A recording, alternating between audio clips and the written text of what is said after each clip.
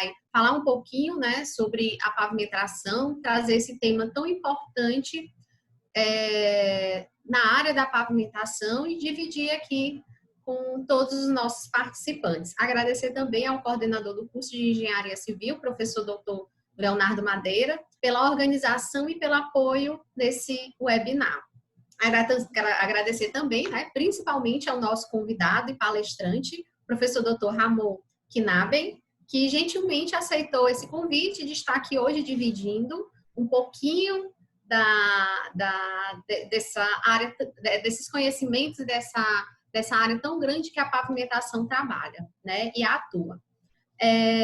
Gostaria de informar também a todos que estão participando que essa palestra hoje ela está sendo gravada e que todos que efetivamente participarem dessa palestra terão direito a certificado, e esse certificado ele vai chegar no e-mail que foi utilizado na hora da inscrição. Mas só receberá o certificado quem realmente estiver presente aqui durante dessa palestra. Então, gostaria mais uma vez de agradecer ao professor Dr. Ramon, que hoje vai palestrar sobre os novos caminhos da pavimentação rodoviária. Boa noite, professor Ramon. É um prazer ter você aqui hoje com a gente. Boa noite a todos. Boa noite, Natácia, professora Natácia, professor Leonardo. Muito obrigado aí pela oportunidade. Acredito que vai ser uma noite proveitosa aí. Espero passar um pouquinho aí do meu conhecimento. Espero que o pessoal goste e boa noite a todos aí que estão nos assistindo aí. Podemos começar já? Tá. Eu vou compartilhar então aqui a tela. Certo. Vamos começar a falar um pouquinho sobre pavimentação, né? Onde nós estamos hoje na pavimentação e para onde nós estamos indo, para onde que o engenheiro rodoviário, né, ou o estudante que quer seguir na área rodoviária, ele deve colocar os seus olhos e estar mais atento aí sobre os novos assuntos que estão surgindo na área da pavimentação. Nós vivemos aí um período na nossa área de transição, sim, bem importante, com novos ensaios, o próprio novo dimensionamento. Então, é importante que o engenheiro, o profissional da área rodoviária, ele esteja atento a essas mudanças, né? No começo da palestra aqui, da apresentação, vou mostrar algumas coisas um pouco mais comuns ali na área rodoviária, onde nós estamos mesmo, né? Depois aí eu vou entrar aí na parte dos novos ensaios, tudo para onde nós estamos indo aí, caminhando na pavimentação rodoviária. Vamos lá, então o título aqui é Novos Caminhos da Pavimentação Rodoviária. Eu sou aqui nem me apresentei, né? Mas eu sou aqui de Santa Catarina, tá? Criciúma, quem não conhece, uns 200 quilômetros de Florianópolis. Estudei na Federal de Santa Catarina, Floripa, Grande Floripa, e agora voltei para minha terra natal aqui de Criciúma, depois de anos de estudo ali em Florianópolis. Então, saudações catarinenses aí para todos vocês. Vamos lá então, sem muitas delongas, vamos começar. O que seria um pavimento? A primeira coisa, o que é um pavimento? Nada mais é, né, que uma estrutura de múltiplas camadas que vai resistir à nossa carga, que no meio rodoviário é o eixo padrão de 8,2 toneladas. Então, ele tem que resistir essa carga de 8,2 toneladas. E também nós temos uma condicionante diferente no pavimento, que são as cargas transientes. As nossas cargas elas não são paradas. Então, elas trafegam durante a nossa estrutura. Tudo isso gera uma complexibilidade na hora da gente dimensionar uma estrutura do pavimento, na hora da gente analisar um pavimento, certo? Ele tem que dar condições de rolamento, conforto e segurança. Aqui trouxe uma foto da distribuição das tensões que acontece no nosso pavimento, né? Nós temos aqui na superfície a maior concentração de tensão, a maior carga. Assim que a gente vai afastando a carga, vamos afastando a carga da camada, que vai acontecer? Vai distribuir melhor a tensão e eu vou ter uma magnitude de tensão menor. Então, nada mais é do que o bulbo de tensões e solos, né? Então, a distribuição das tensões no nosso pavimento. E o pavimento, então, ele, como eu falei, né, é uma estrutura de múltiplas camadas. Coloquei uma foto aqui de um pavimento flexível, certo? Comum. Ele vai ter o subleito, que é a terraplanagem dele, né? Que é a parte onde nós vamos colocar as nossas camadas. Ele não é uma camada, de fato, do pavimento, mas faz parte da estrutura. Então, eu tenho, em seguida, eu posso ter ou não ter um reforço de subleito, uma subbase, a base e o revestimento asfáltico, que seria como se fosse a pele, né, da nossa estrutura do pavimento, vai proteger aí as demais camadas do pavimento. E a ideia, então, aqui, na pavimentação, né, a grande ideia é o quê? É afastar essas cargas que oriundas do tráfego do subleito. Porque o subleito é a camada, vamos dizer assim, a camada mais frágil da nossa estrutura. Então, nós queremos o quê? Afastar essa carga do subleito. Por isso que a gente vem colocando diversas camadas com diversas características mecânicas até chegar e fazer o dimensionamento do revestimento asfáltico, que é a parte mais nobre aí do nosso material, certo? Muita gente diz que a pavimentação, né? A gente escuta falar muito que a pavimentação é muito fácil, é tranquilo, né? Comparando com a construção civil, por exemplo, mas na verdade não. Na verdade nós temos uma estrutura com uma complexibilidade muito grande, com diferentes tipos de materiais. Então, analisando diferentes tipos de materiais, tá? Na mesma estrutura nós temos diferentes tipos de materiais que são colocados em diferentes posições do pavimento e eles vão ter, então, de acordo com esse material, de acordo com a posição onde ele se encontra no pavimento, diferente desempenho. Por isso que é uma complexidade grande aí, o dimensionamento de uma estrutura de pavimento, por isso que é complexo o pavimento. Ainda mais por se tratar também, né, de uma construção de grande escala, né, uma escala grande. Por exemplo, você vai fazer um dimensionamento de 7, 10 quilômetros de rodovia. Imagine a quantidade, a heterogeneidade do solo,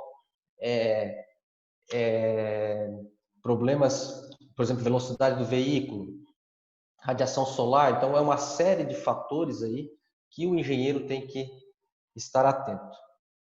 Mas vamos lá. Nesse começo, então, eu vou falar um pouco mais básico aí sobre a pavimentação. Falar um pouco agora do terreno, né, de fundação, que é o subleito. Isso é uma das camadas, né, do pavimento que nós temos que ter muita consciência, muita atenção, tá? Porque muita gente negligencia essa parte da fundação, acaba se preocupando apenas nos materiais mais caros, né? Então, mas é aqui que a gente começa a fazer a concepção, a ter um pavimento de qualidade, seja um dimensionamento, seja a execução, seja até o próprio controle. Então, na fase de projeto, nós temos que ter um bom estudo geotécnico, dentre outros, né, um dos principais ensaios que a gente precisa fazer na fase do projeto é o ensaio de compactação e o ensaio do Índice de Suporte Califórnia, o CBR, né, conhecido CBR. O ensaio de compactação serve para a gente determinar a umidade ótima do material, porque todo material ele tem uma umidade, tá? Que ele vai conseguir compactar mais, densificar melhor essa camada. Quando eu densifico melhor essa camada, o que acontece? Eu aumento a resistência desse material, eu diminuo a compressibilidade dele, então ele vai estar já pré-adensado, quando passarem as cargas da rodovia, né, a carga de tráfego, ele não vai acontecer a deformação, né, a deformação permanente, e ele também, sendo compactado na umidade ótima, fica difícil da água penetrar nesse solo. Por isso que a gente faz um ensaio de compactação, determina essa umidade ótima. É muito importante esse ensaio. E a compactação do material, essa densificação, né, do material, ela é função da umidade, certo? Tem uma umidade ótima, em função da energia de compactação. No meio rodoviário, nós temos 3 energias, né? Energia normal, a intermediária e a modificada. De acordo onde vai ser colocado esse nosso material, ele vai ter as especificações, vão dizer se é uma energia normal, intermediária ou modificada.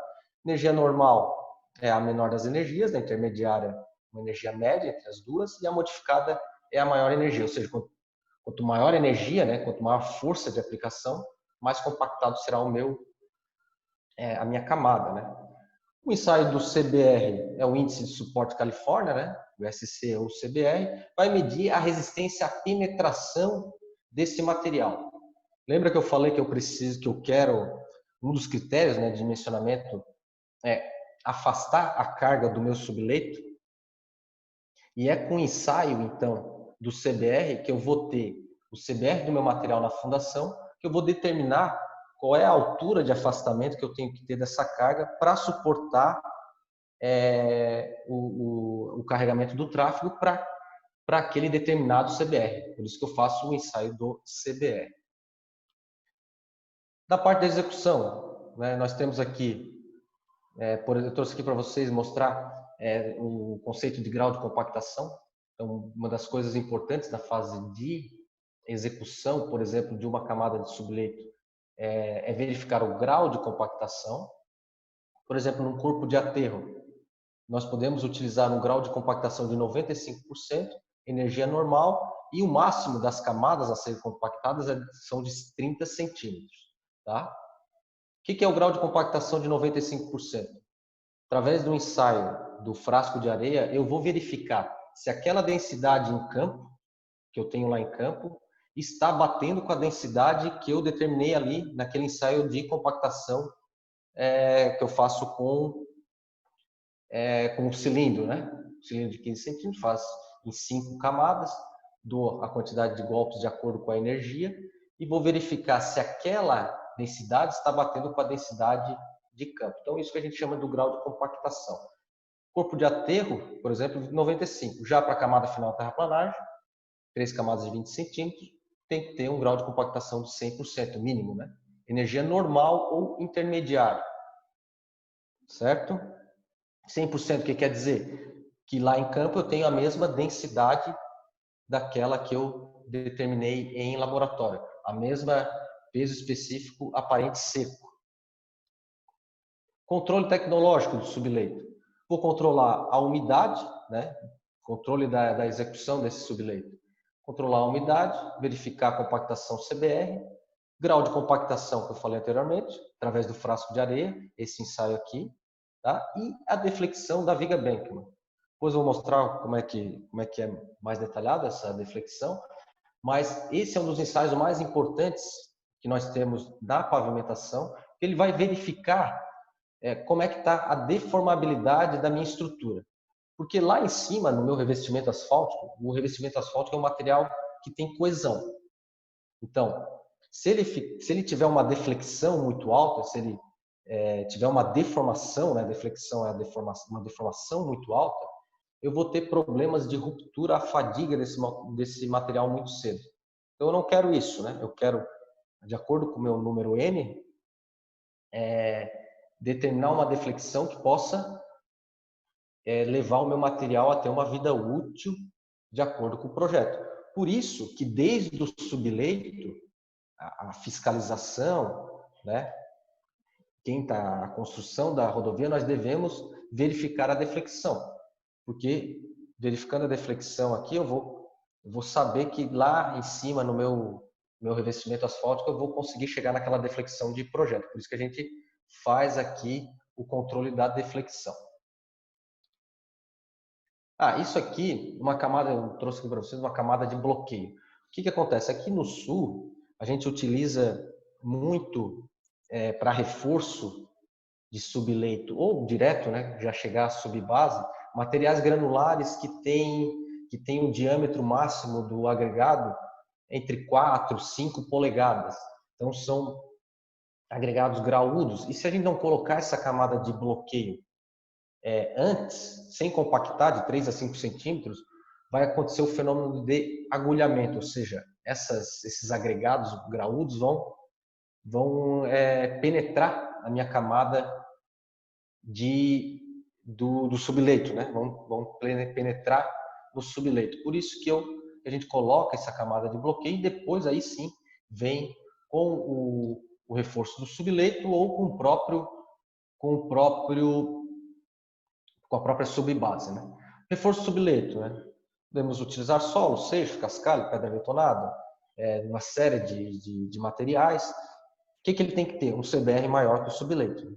Senão não adianta eu chegar aqui e botar um reforço subleito que seja o CBR menor que o do subleito. Não faz sentido. Expansão menor que 1.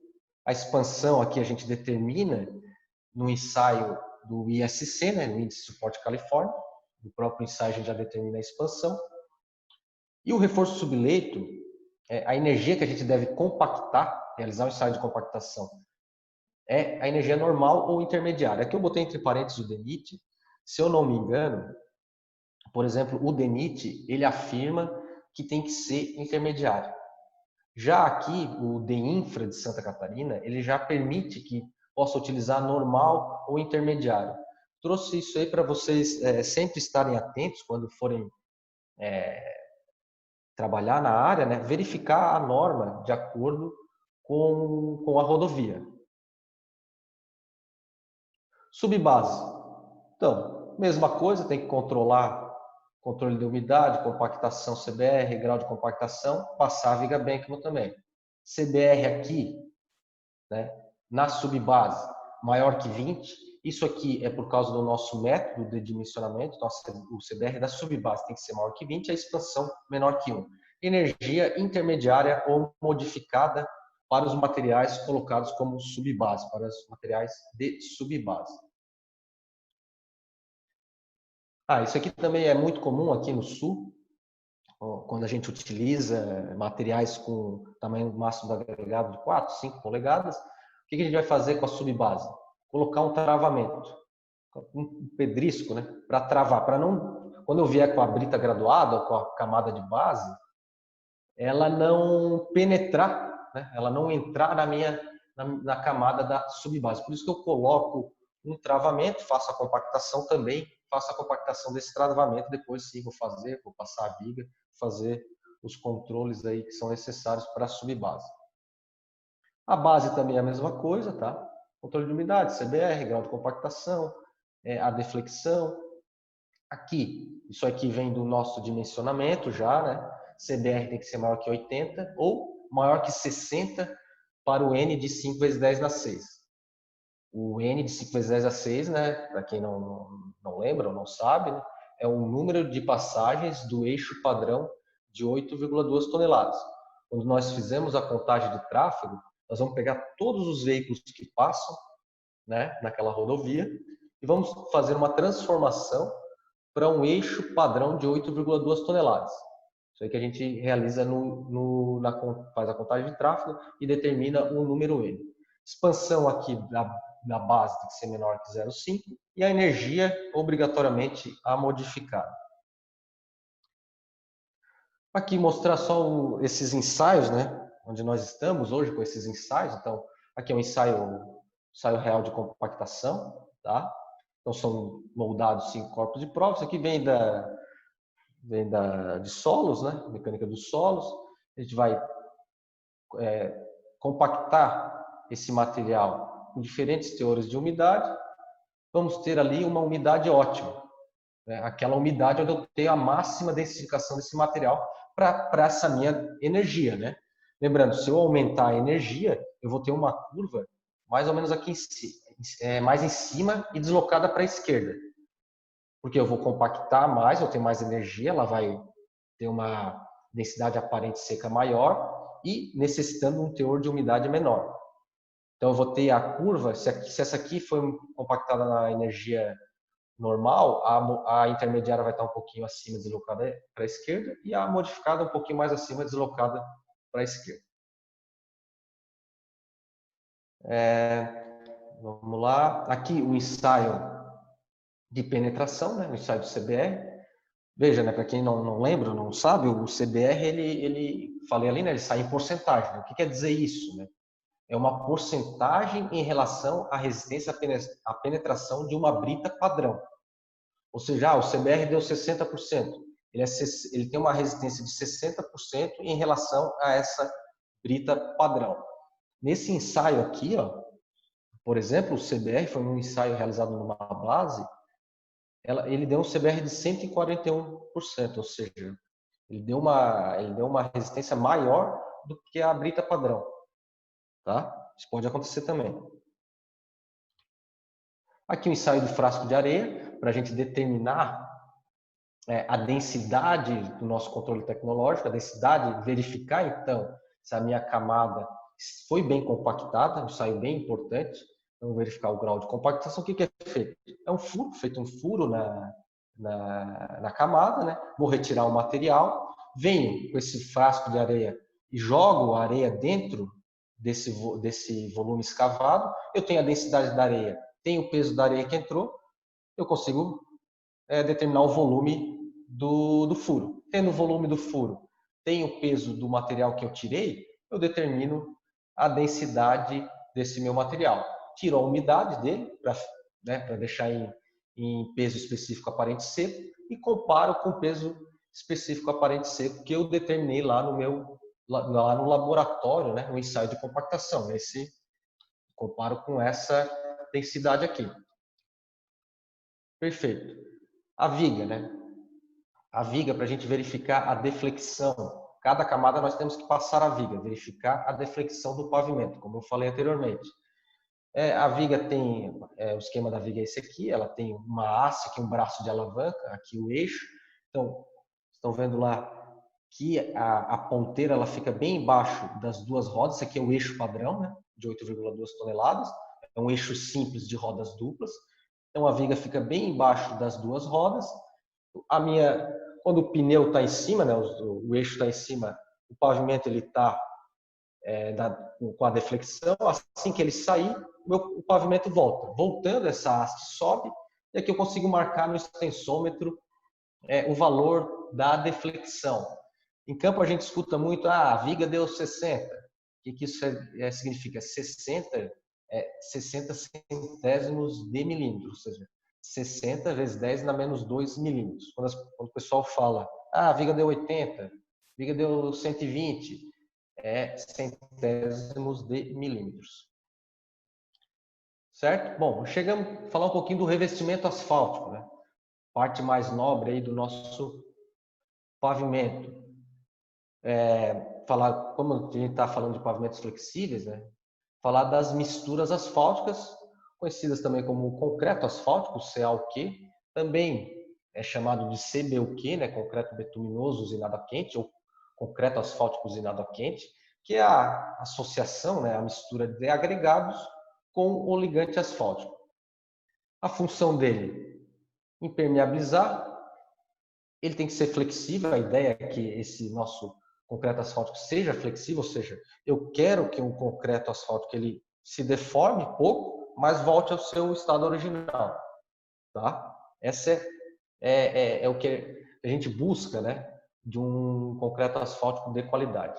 Tem que ter estabilidade, ele não pode, com a passagem da carga, romper, né? Ele não pode romper por cisalhamento, tem que ter estabilidade, durabilidade e resistência à derrapagem. Certo? Primeira coisa, né? Revestimento asfáltico, fase de projeto. Como é que eu determino, como é que eu realizo esse projeto da mistura asfáltica, desse agregado com a junção do ligante? A fase de projeto, nós utilizamos a metodologia Marshall, né? Muitos de vocês já conhecem. A gente vai compactar essa mistura, 75 golpes por face, no compactador Marshall, no soquete Marshall, e depois vamos fazer a análise, retirar, né, os parâmetros volumétricos da mistura. Porque qual é o objetivo aqui? Nós queremos determinar o teor de ligante óptico. Então tem uma série de condições aqui que a gente vai, de acordo com esses parâmetros volumétricos, não vou entrar neles, né? Claro, não dá tempo para isso, mas de acordo com esses parâmetros volumétricos, eu determino o teor de asfalto ótimo da mistura asfáltica, do concreto asfáltico. Que a execução, né? Umas fotos aqui da execução desse revestimento asfáltico, ele é preparado na usina, né? Roda na usina, vem por caminhões tapados com lona para ele não perder temperatura, porque o concreto asfáltico ele traz as propriedades do ligante asfáltico, que ele é um material viscoelástico, ou seja, é termoviscoelástico, né? Ele é sensível à temperatura. Eu tenho uma temperatura de usinagem e uma temperatura de compactação ideal. Por isso que é importante na hora da execução, um dos critérios é, antes de começar a compactar, e verificar a temperatura. Por quê? Se eu tiver com uma temperatura muito baixa, o meu material vai ficar muito viscoso, o ligante asfáltico, vou ter dificuldade de compactar. Se ele estiver muito aquecido, eu posso compactar ele demais e vou ter problema de exudação. O que é exudação? É quando o ligante aflora, né? Ele sai, tem aquele espelhamento do ligante. Então, eu também não quero isso aí. Eu preciso compactar naquela temperatura que eu determinei na minha curva de viscosidade versus temperatura que sai do ligante. Mas isso não dá tempo de a gente falar muito disso agora, mas a gente tem que estar sempre atento a essa temperatura. Depois a gente vai passar o rolo de pneu, o rolo liso, tá? E vai chegar na compactação que nós queremos de acordo com o projeto da mistura, né? De acordo com aqueles parâmetros que nós determinamos na metodologia marcha. E aí que vem o controle, né? O que a fiscalização tem que fazer? Primeira coisa, verificar o teor de ligante que estava no projeto do marcha, né? O projetista determinou lá aquele teor de ligante, então em campo tem que verificar se tem o teor de ligante de acordo. Granulometria também, granulometria de acordo com a faixa que foi confeccionado o concreto asfáltico. Grau de compactação. Aí o grau de compactação já é feito com extrações de corpos de prova. Vou extrair meu corpo de prova, vou verificar a espessura e o grau de compactação. Ele tem que ter um grau de compactação no mínimo de 97%. Tá? Dependendo aí da norma, o DENIT, por exemplo, afirma que tem que ter entre 97% e 101%, se não me engano, o DENIT. Já existem outras especificações que não determinam um valor máximo, né? Não dão um intervalo, só determinam um valor mínimo. Tá? Depois é realizado a resistência à tração indireta. Esse é o ensaio aqui. Ó. Vou verificar a resistência à tração direta, vou comprimir esse meu corpo de prova diametralmente e vou verificar essa resistência. Tá? E também no concreto asfáltico executado, vou então verificar a deflexão, que é aqui a parte mais importante. Né? Eu vou ter que ter deflexões na superfície do pavimento condizentes com o dimensionamento. Tá? No dimensionamento atual que nós temos, a gente não tem a parte mecanística que vai nos dar qual é essa deflexão. Mas no dimensionamento mecanístico eu já consigo determinar qual é a deflexão máxima que eu posso ter no topo do meu revestimento. Já vamos ver isso aí um pouco mais detalhado. Bom, visto tudo isso, né? Só uma pequena introdução aí de onde nós estamos na pavimentação, na parte de projeto, execução e controle. Toda mudança na área, né? Toda a mudança que vai acontecer na área, ela parte aí do dimensionamento, então, e dos ensaios. Nós temos hoje um dimensionamento atual, o dimensionamento do DNR, né?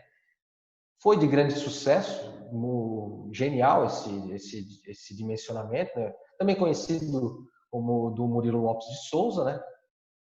Que é um método do CBR. É um método empírico que tem como critério de ruptura, como eu falei anteriormente, a proteção da nossa camada de subleito. A grande preocupação desse dimensionamento é proteger as camadas inferiores do nosso pavimento contra o afundamento de trilha de roda contra a ruptura por cisalhamento. Entretanto, né,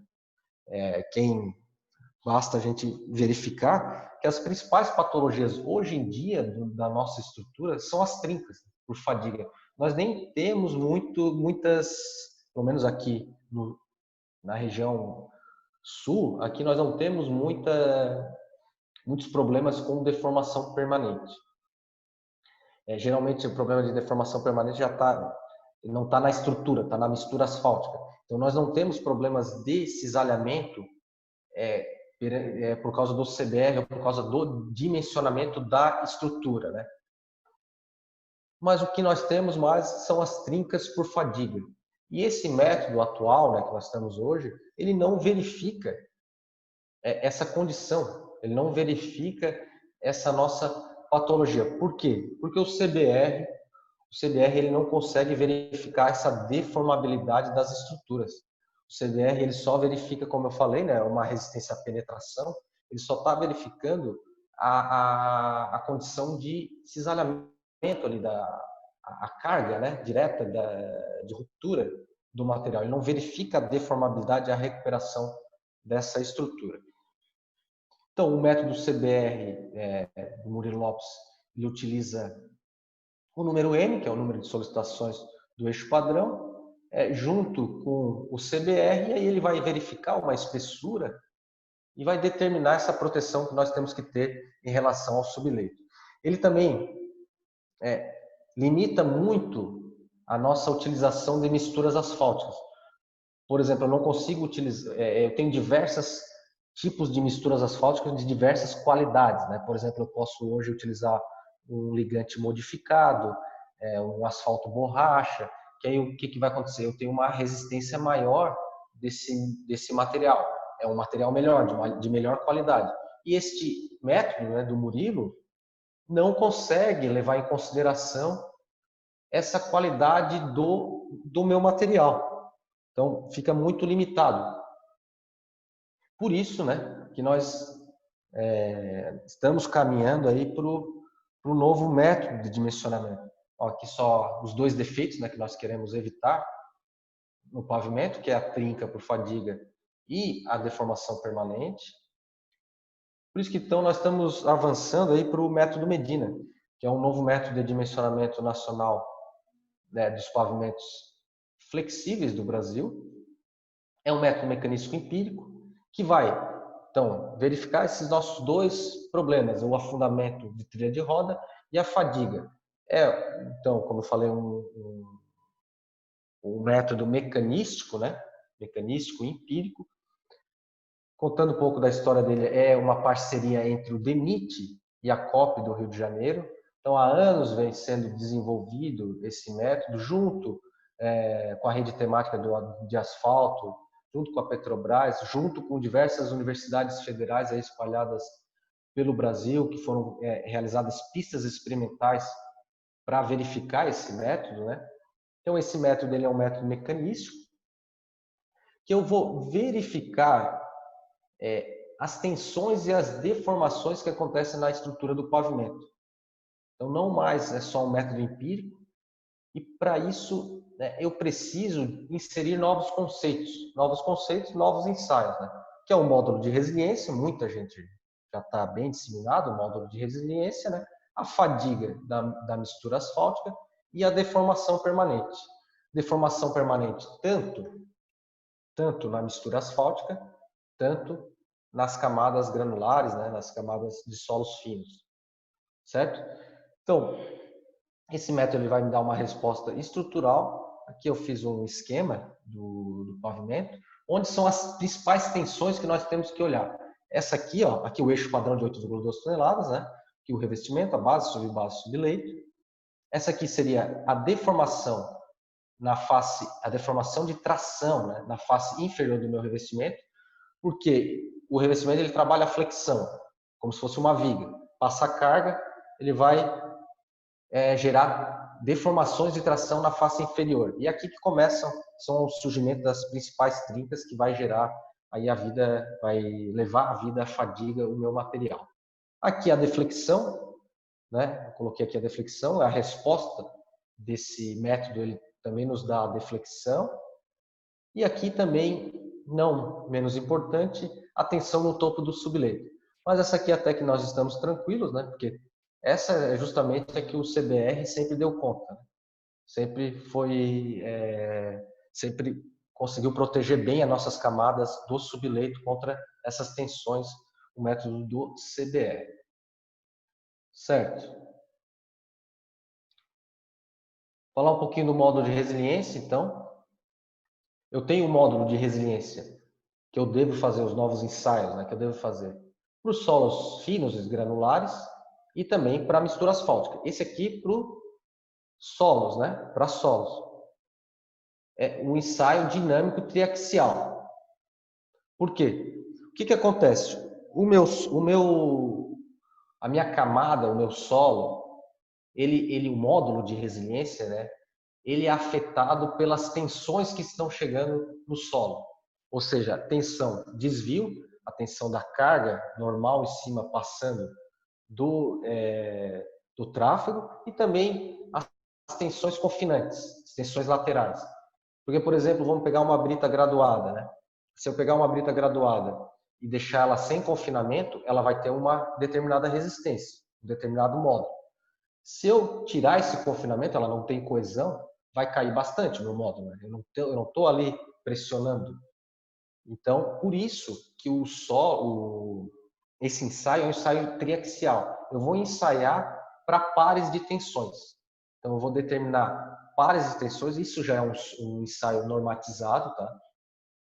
Já está normatizado pelo DENIT. O modo de resiliência é a tensão sobre a deformação resiliente. E eu vou determinar esse meu módulo, não só um módulo linear. O que vai acontecer aqui? Eu vou ter um modelo, não vou ter um número só. Eu vou ter um modelo matemático que vai estar em função do sigma D, que é a tensão desvio, e do sigma 3, que é a tensão confinante. Esse slide aqui, ó. Isso aqui é da norma, tá? São os pares de tensões, olha aqui, o sigma 3. Então, o ensaio tem que ser realizado com esses pares de tensões, sigma 3 e o sigma D de desvio. O ensaio é condicionado à aplicação de cargas cíclicas, com a aplicação de 0,1 segundos da aplicação de carga e 0,9 de descanso.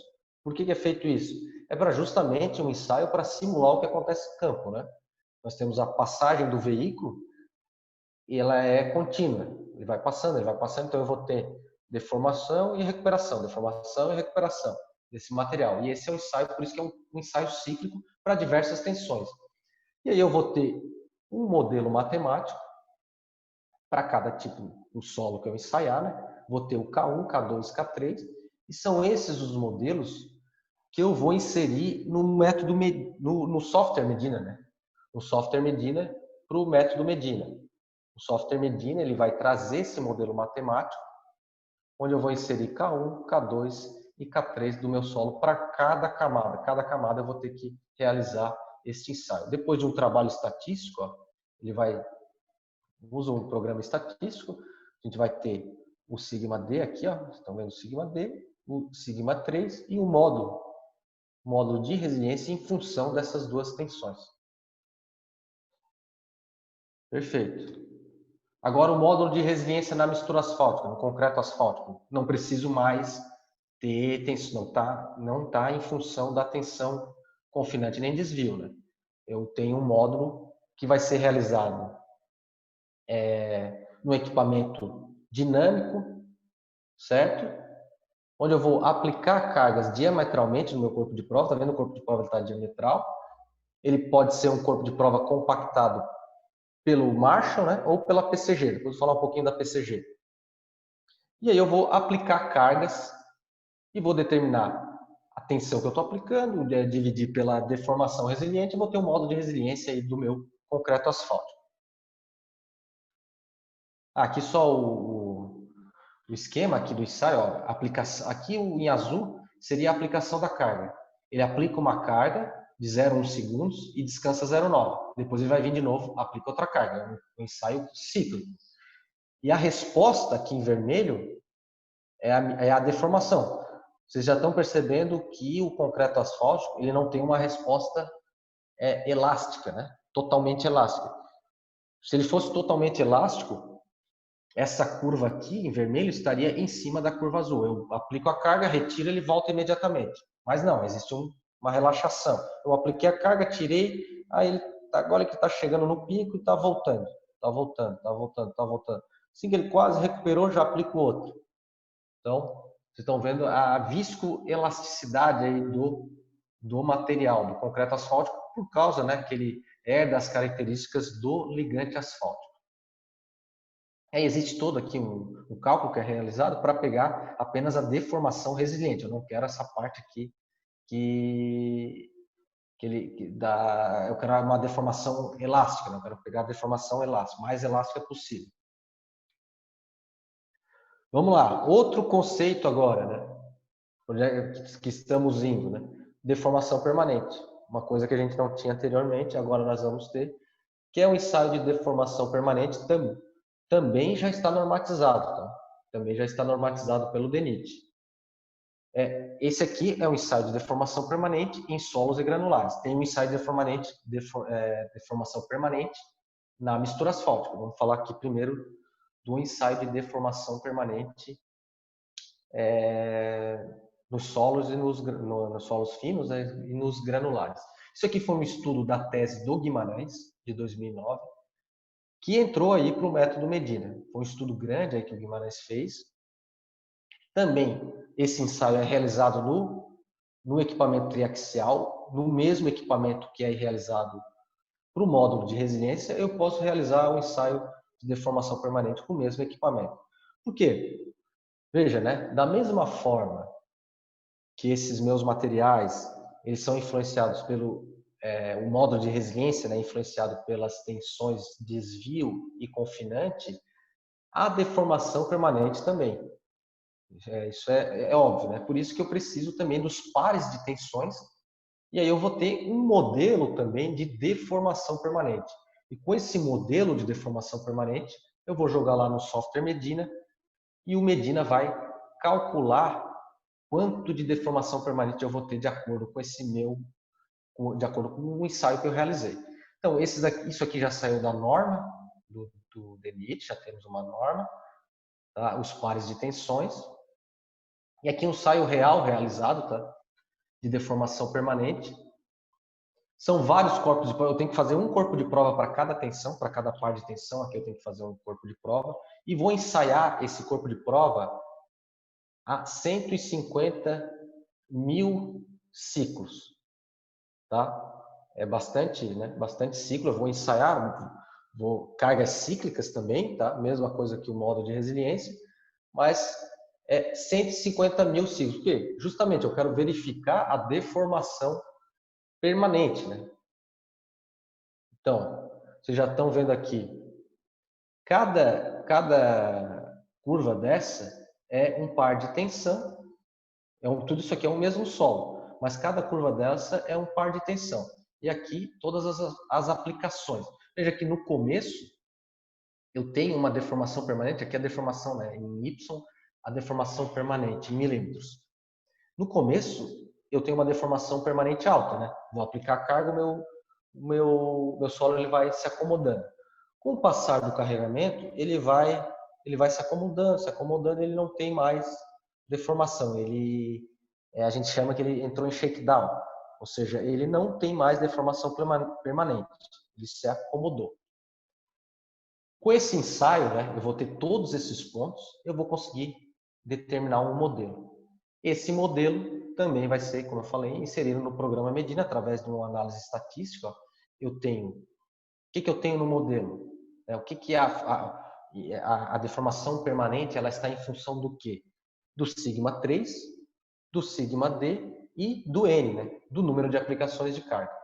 Porque o que o Medina vai fazer? Vai chegar lá, o software Medina vai fazer, né? Eu vou inserir o meu modelo lá no programa Medina, eu vou ter lá o meu número de aplicações de carga, o meu N, que eu determinei no estudo de tráfego, e lá o Medina vai calcular, então, tendo o N, ele vai ter as tensões também que estão chegando naquele ponto, ele vai determinar o afundamento da trilha de roda, né? Deformação permanente. Beleza. Aqui, isso aqui já a norma já traz, esses dois gráficos aqui, é para a gente classificar o tipo de solo. O que são esses dois gráficos? Esse aqui, esse primeiro aqui, nada mais é, eu só peguei a tensão de 40 e 40, tá? Do sigma 3 e do sigma D. Peguei uma dessas curvas aqui, trouxe para cá, para a gente verificar aqui onde ela se encontra. Isso aqui é o deslocamento permanente pelo número de ciclos. Eu vou estar com esse comportamento aqui, um comportamento 1, que ele tem uma baixa deformação permanente e depois ele ainda entra em shakedown. Do outro lado, eu fiz um gráfico aqui também, né? É feito um gráfico dessa maneira, que é a deformação permanente vertical acumulada pela taxa de deformação. Ou seja, aqui pela norma, opa, estão me ouvindo bem aqui? A internet deu uma... Não sei se caiu aqui.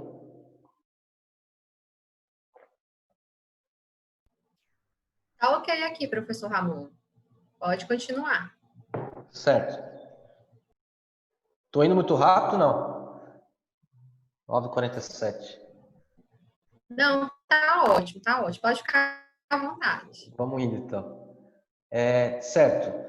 Então, ó, chegando aqui, né, numa taxa de deformação de 10 na menos 7, isso quer dizer que eu estou com um acomodamento plástico de nível A, ou seja, tem baixa deformação permanente. Então, é um comportamento do nível A. Se ele tivesse um gráfico nesse jeitão aqui, ó, ou assim, do nível B ou C, quer dizer que ele deformou, ele escoou. Ou do nível AB, aqui quer dizer, o que quer dizer esse gráfico? Que ele deformou um pouco no começo, mas depois ele entrou em shakedown. Ele até, o corpo de prova, né, essa minha camada, ela deformou bem, mas depois ela estabilizou. Isso aqui tudo está na norma aí do DENIT. Vamos lá. Certo, essa é a deformação permanente dos ensaios dos solos, né? Que a gente precisa verificar aí todas as tensões. Eu também tenho agora, que já chegou, já temos aí agora a deformação permanente, através de ensaios dinâmicos, da mistura asfáltica. Eu também preciso verificar se lá em campo o meu concreto asfáltico ele vai suportar as cargas do veículo. E para isso eu preciso verificar a deformação permanente através desse ensaio. É um ensaio chamado de flow number, o FN. Eu vou aplicar cargas axiais a um corpo de prova um pouquinho maior que o Marshall, né? É um corpo de prova maior. Esse corpo de prova ele necessariamente tem que ser compactado na PCG, né? Para ficar desse jeito maior, tem que ter 10 por 20, certo? E aí eu vou ensaiar esse corpo de prova e vou determinar um flow number. Esse flow number, ele não vai entrar no método Medina necessariamente ali no software, né? como critério de dimensionamento. Mas ele vai entrar como critério de escolha da mistura asfáltica. Ou seja, o que isso significa? Vamos supor, eu tenho uma rodovia que tem um N de 5 vezes 10 dá 6. Aí eu vou lá, vou verificar qual é o meu flow number que eu tenho que alcançar. Se eu não alcançar aquele flow number, eu tenho que mudar a mistura asfáltica para aquele carregamento do tráfego. Certo? Então, como é que é aqui? Esse aqui é o gráfico. O que acontece aqui? O que é essa parte em azul? É a taxa de deformação plástica, tá? Pelo ciclo. Por ciclo. Ou seja, quando eu começo o ensaio, ele começa com uma taxa alta. Perfeito? Né? Eu começo o ensaio, ele tem uma taxa de deformação alta. Assim que eu vou dando os golpes, né? Vou aplicando os golpes, essa taxa de deformação vai caindo, vai caindo, vai caindo, vai se acomodando, vai diminuindo a deformação permanente com a aplicação da carga. Até que chega um ponto que eu cheguei no meu mínimo. E depois ele rompe, né? Ele acaba escoando. É aqui que é o meu flow number. Esse é o número de fluxo. Esse outro gráfico é apenas a taxa, né? Esse aqui não, esse aqui é a deformação plástica específica acumulada em micro, então vai sempre aumentar, né? Está sempre aumentando, porque é acumulado. Quando ele chega no flow number aqui, pode ver que ele muda, né? A inflexão da curva aqui. Ele aumenta mais essa deformação. Esse então é um ensaio de deformação permanente. Fadiga. Bom, esse é um dos ensaios mais importantes, que a gente vai verificar a fadiga da mistura asfáltica. É o ensaio de fadiga no mesmo equipamento que nós determinamos o módulo de resiliência da mistura asfáltica, só que agora eu vou deixar o equipamento rodar até chegar à ruptura do material. Primeira coisa, o que eu quero com o ensaio de fadiga? É verificar o meu material em relação à fadiga. Há pequenas deformações, né? Há uma quantidade alta de ciclos. Né? Eu quero verificar essa fadiga do material. Então, o que eu faço? Eu vou fazer o ensaio de resistência à tração. Né? No ensaio de resistência à tração, eu vou determinar a máxima resistência do meu material. Depois eu vou aplicar níveis de tensões, porcentagem de tensões, para aquela resistência à tração. E vou ensaiar naquela tensão até o corpo de prova romper. Então eu faço porcentagens do nível de tensão e determino essa curva aqui. Tá? E ele tem esse modelo. O que me diz essa curva? Né?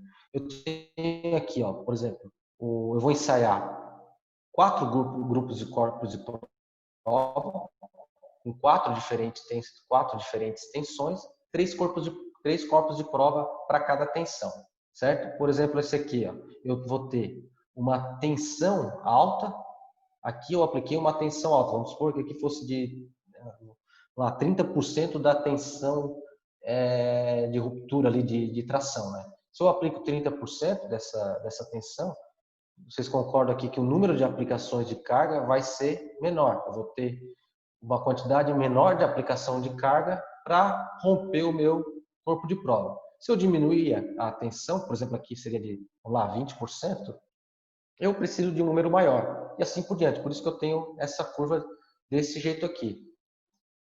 Quando eu aplico essa tensão, eu determino a deformação específica resiliente.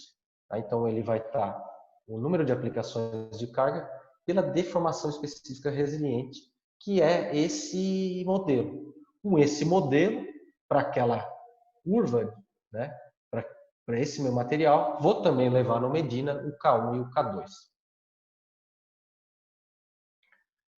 Certo?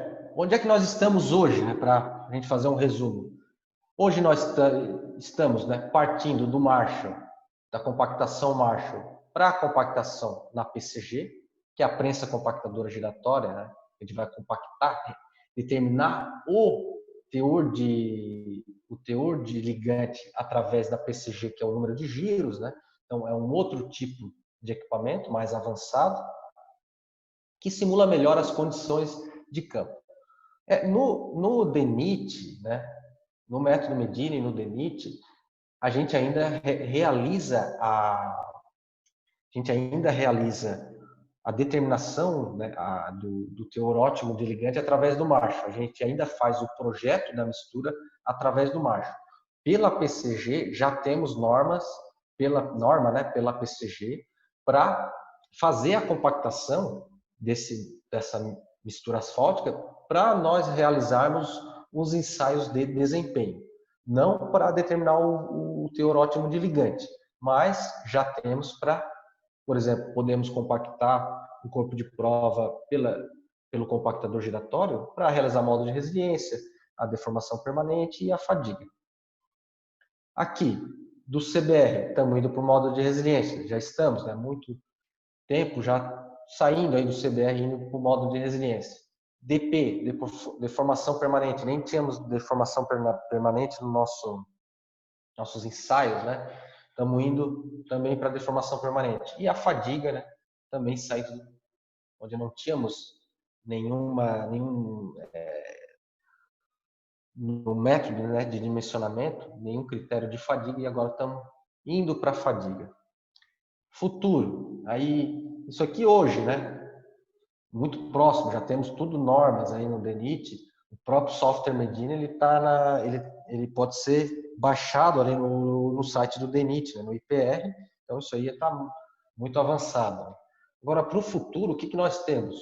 É um módulo complexo da mistura asfáltica. O que seria isso? Falar bem rápido, só para a gente saber, né? Só para citar para vocês, é verificar a viscoelasticidade do material asfáltico. Como eu falei anteriormente, a mistura asfáltica ela é das propriedades do ligante asfáltico, que é um material viscoelástico. Ele é dependente da frequência e da temperatura. Então, frequência relacionada com a velocidade dos veículos e a temperatura que está em campo. Então, de acordo com a temperatura, o meu módulo vai mudar. Por isso que o módulo complexo tem um ensaio, né, do módulo complexo e esses novos conceitos vai fazer uma varredura aí das possibilidades do ligante asfáltico. Aqui, só mostrar para vocês aqui esse gráfico aqui, o que isso significa. Ó. Aqui é a tensão aplicada, tá?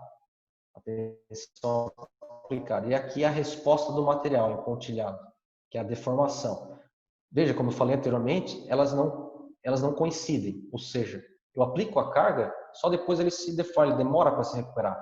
E essa defasagem entre a aplicação da carga e o retorno do material é o que a gente chama do ângulo de fase, tá? Deixa eu ver aqui. Eu até prometi para a professora Natácia que eu ia mostrar também um dimensionamento com software. Não sei se tá todo mundo aí ainda, ou só estamos nós três, Ana? O tio Leonardo. Não, a participação tá ótima. Todo mundo tá acompanhando até o final. Pode prosseguir. Se você quiser avançar e mostrar o método de dimensionamento Medina, eu acho bastante válido. Eu acho que Tá, então. acho que os participantes vão gostar bastante. Eu gostaria de fazer uma pequena participação e informar vocês que nós temos nesse momento 122 pessoas conectadas. Então acho que não tem ninguém cansado não, viu? Vocês podem prosseguir à vontade. Tá. Beleza. Então vamos lá. Então vou mostrar aqui o software. É só ir lá no site do IPR, no site do DENIT, né? Quem ainda não está familiarizado, baixar o software. Essa aqui então é a interface do software. Ó, veja aqui, ó, que ele está no nível A, né? Pavimento novo. Mais para frente vai ter a ideia, né? O software vai estar sempre em desenvolvimento, esse método. A ideia é depois ter o nível B. O que seria o nível B? Aquela parte ali que eu falei do futuro, né? De levar em consideração a viscoelasticidade aí do material, um módulo complexo da mistura asfáltica. Certo? O que é aqui? Ó, aqui é a cara do software. Aqui é a estrutura do pavimento. Aqui é onde a gente vai mexer, colocar as camadas, descrição do material, o tipo, a espessura, o módulo e o coeficiente Poisson. Tá? Então aqui eu posso inserir camada, tirar camada. Eu vou deixar aqui essas camadas. Eu tenho aqui o subleito. O subleito é a única que eu não posso mexer na espessura, né? Então ele fica com a espessura zero. Eu tenho aqui uma subbase, um material granular de brita graduada. Deixa aqui e aqui um concreto asfáltico. Vou clicar dentro de um deles, ó, clicando duas vezes, aqui que eu vou colocar todas aquelas propriedades que eu mostrei anteriormente nos ensaios. Tá? Eu vou botar espessura, coeficiente Poisson, o contato deles não aderido pelo software Medina, o módulo. Deixa eu pegar aqui esse aqui é do banco de dados, tá? Que já vem com Medina. Vou pegar um aqui que está aberto. Esse aqui, peguei aqui. Certo. Esse aqui, melhor esse aqui. Uma argila. Ó, espessura de 15, coeficiente Poisson. E aqui, ó, um módulo. Eu vou inserir aqui aquelas propriedades que saíram do meu ensaio. Lembra que eu falei lá do ensaio de módulo de resiliência? K1, K2, K3? Vou inserir aqui. Tem a opção de colocar como resiliente não linear. E aí eu só vou ter um módulo. Um módulo linear. Não vai mudar. E o não linear é que está está em função das tensões, né, que saiu do meu ensaio. Aqui as características dos materiais, eu tenho que pelo menos colocar a massa específica, tá? Isso aqui é só para controle. E aqui também, ó, os coeficientes da deformação permanente. Nesse aqui, como eu não tinha um ensaio de deformação permanente, eu coloquei aqui um valor para ele zerar, tá? Só para eu poder rodar o programa. Mas aqui o que é o correto? Ter lá o K1, o K2, o K3 e o K4, inserir aqui, e aí eu vou colocar as propriedades do meu ensaio na propriedade aqui do método medida. Dou um OK, vou atualizar, ó, já veio aqui. Olha o que aconteceu. Ó. Na coluna do módulo, ele não aparece um módulo linear, ele aparece aqui, ó, resiliente não linear, ou seja, o programa vai determinar o módulo de acordo com as tensões. Faço a mesma coisa por as demais camadas, tudo igual, aqui brita graduada, ó, por exemplo. Eu vou preencher o módulo, esse aqui no banco de dados está até com módulo linear. Vou ver se eu acho um aqui do módulo. Ó, esse aqui, módulo resiliente não linear. E tem também aqui os coeficientes da deformação permanente. Certo? Vou deixar aqui só para título de exemplo. E o concreto asfáltico também, mesma coisa. Clico 2 vezes. Verifico aqui, vou colocar aqui o módulo resiliente, por enquanto só linear, né? Nós temos no concreto asfáltico, não tem um módulo complexo. E a curva de fadiga, vou também inserir o K1 e o K2. Na parte inferior à esquerda, aqui é o número N, ó, o N total. Eu posso utilizar o programa Medina para calcular o número N, ou eu já posso ter o meu número N que eu calculei numa tabela do Excel, né, normalmente, venho aqui, coloco uma VMD até chegar no número N aqui que eu já tinha calculado. Feito isso, o que eu vou fazer? Vou dimensionar a minha estrutura. Eu quero dimensionar o quê? Eu posso pedir para o programa dimensionar o concreto asfáltico, que é a estrutura mais nobre aqui, clicando 2 vezes nele, nessa parte, ó, vai a flechinha da camada. Se eu quiser dimensionar a brita graduada, eu clico 2 vezes aqui, ó, ele vai fazer a interação para dimensionar a melhor estrutura, para dimensionar a camada de brita graduada. Mas eu vou deixar no concreto asfáltico. Certo? O que o programa vai fazer? Ele vai determinar a porcentagem de área trincada no final da vida útil do projeto. E o critério de ruptura, né? Quando que ele para o dimensionamento? É quando chega numa área trincada de 30%. É isso que o Medina estipulou. Como é que vai ser na frente? Se vai ser 30%, se vai ser 25%, 20%? A gente não sabe ainda, mas por enquanto, critério de parada do dimensionamento, 30% do pavimento trincado. Não tem como, não dá tempo de vai ficar muita coisa, né? Se eu for explicar como é que ele faz como é que ele determina essa porcentagem de área trincada, mas basicamente é através das pistas experimentais aí que foram realizadas. Tem uma calagem, por isso que é mecanístico empírico, tem uma função de transferência, certo? Que vai me dar essa porcentagem de área trincada. Mas vamos ver aqui.